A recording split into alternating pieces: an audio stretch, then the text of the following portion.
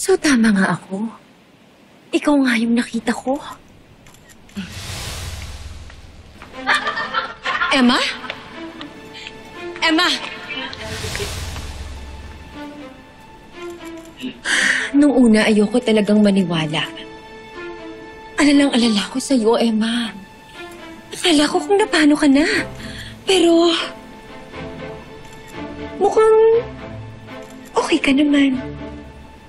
In fact, you look very different. Ibang-iba sa Emmang nakilala ko. Kinailangan kong baguhin ang sarili ko para makabangon ako sa lahat ng ginawa mo sa akin. Me? What are you talking about? Anong kasalanan ko sa'yo? Emma, I was so worried about you. Akala ko nga patay ka ni. Muntik akong maglagay ng picture mo sa altar sa bahay. You know, just in case mahirapan kang umakyat sa langit. Buhay na buhay ako. Ano ang akala mo sa akin? Multo? Eh ano ba kasing tawag sa bigla na lang nawawala na parang bula? Diba, multo? Tumakas ako sa mental facility.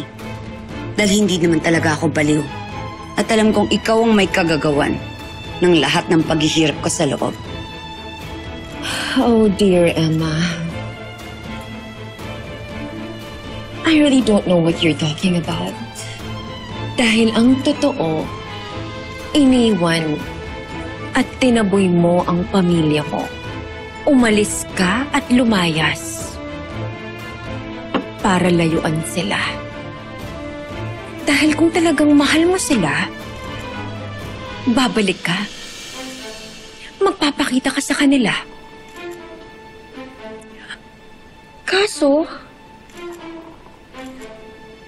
hindi mo ginawa. Ginawa ko lahat para makita at makasama ko yung pamilya ko.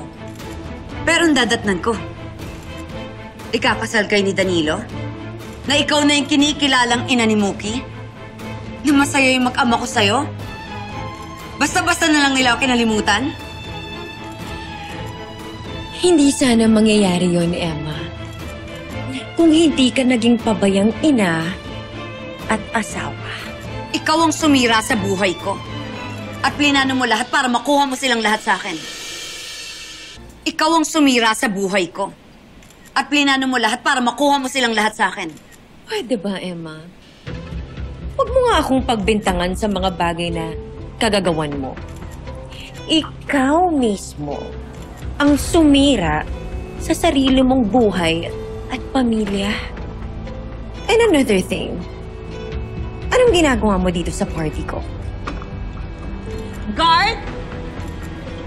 Palabasin niyo nga tong baliw na gate crasher na to.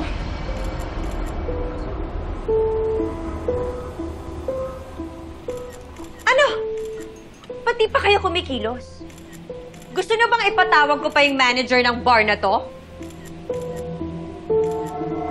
What? She's in front of you. Excuse me?